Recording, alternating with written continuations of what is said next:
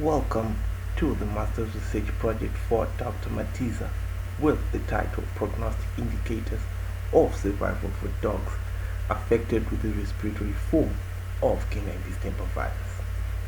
The supervisors of the project will be Dr. Yusuf Honeycomb and Dr. Solomon.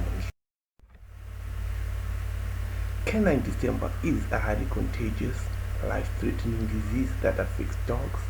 It also has a high mortality and high morbidity rate.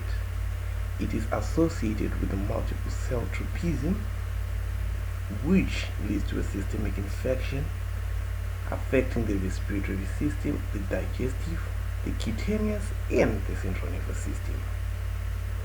Of these forms, canine distemper can be found as a combination of different forms or as a single form of the disease.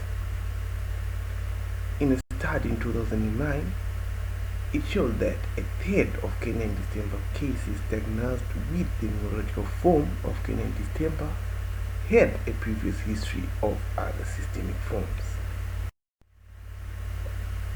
Acute phase proteins are a group of blood proteins that change in concentration by at least 25% in animals subjected to external or internal inflammatory challenges such as infection, inflammation, or surgical trauma. Negative acute phase proteins such as albumin or transferrin decrease in concentration when subjected to inflammatory challenges, while these positive acute phase proteins such as C-reactive protein, serum amyloid A, and ceruloplasmin increase in concentration when subjected to external or internal inflammatory challenges. Studies have been carried out on acute phase proteins in dogs, and they have been made use for their early diagnosis of inflammatory processes, determining outcome of a disease, and on assessing response to treatment of a particular disease. Hence, acute phase proteins can be used as prognostic markers. Prognostic markers are biological characteristics that are objectively measured and evaluated to predict the course of a disease or to evaluate response to a therapeutic intervention among patients with the same characteristics. Prognostic markers have been used in infectious diseases such as canine parvoviral enteritis, feline panleukopenia, canine babesiosis, and leishmaniasis. Prognostication would enable clinicians and pet owners make better and informed choices on their pet course of treatment. In Zimbabwe, canine distemper has a seroprevalence of 34% in dogs with no vaccination history.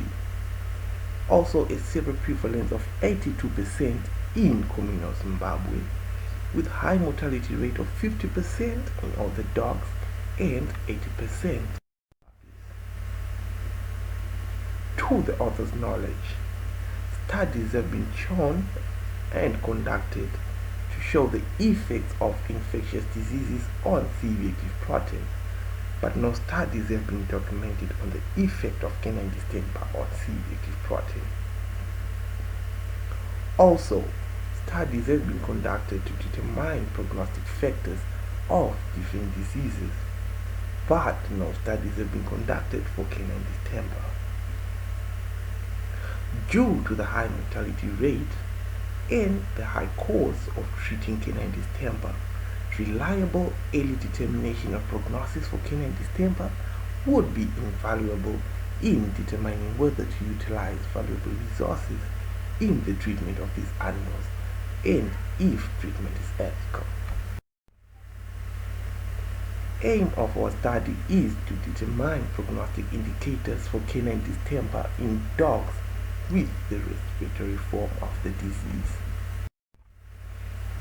The following objectives of the study are to determine if clinical signs, hematological parameters, biochemical parameters, and acute phase proteins can be used as prognostic markers in dogs with the respiratory form of canine distemper. distemper.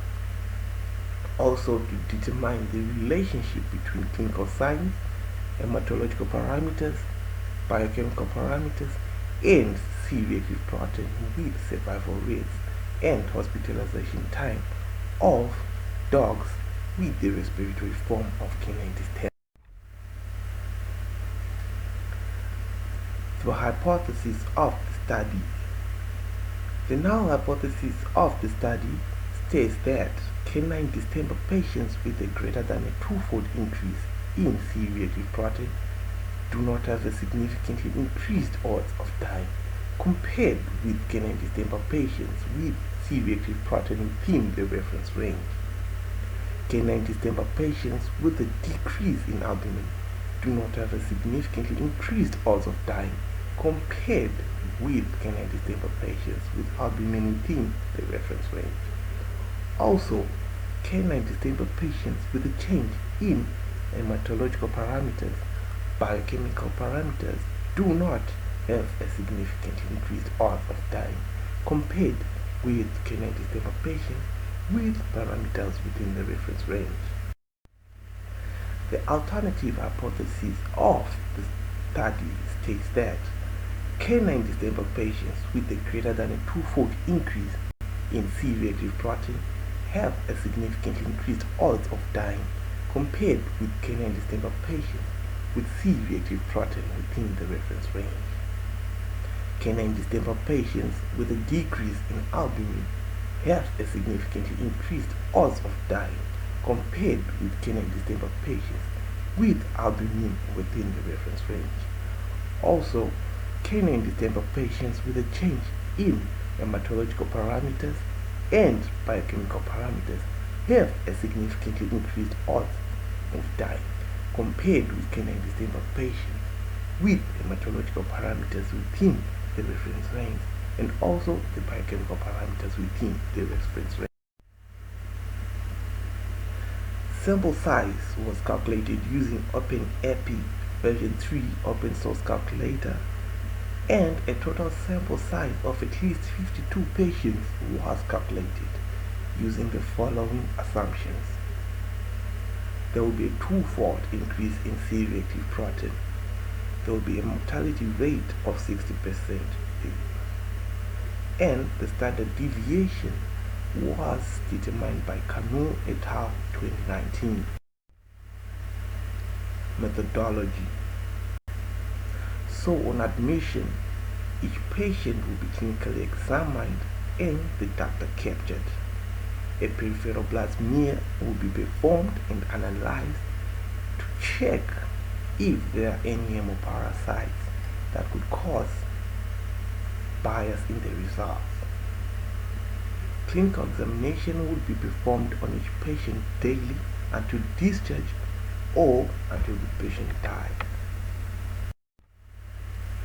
An in-house rapid test for canine distemper using a SNAP test, which measures the antigen, or which tests for the antigen for canine distemper, will be used using 2 samples per dog, that is urine and oculonasal discharges.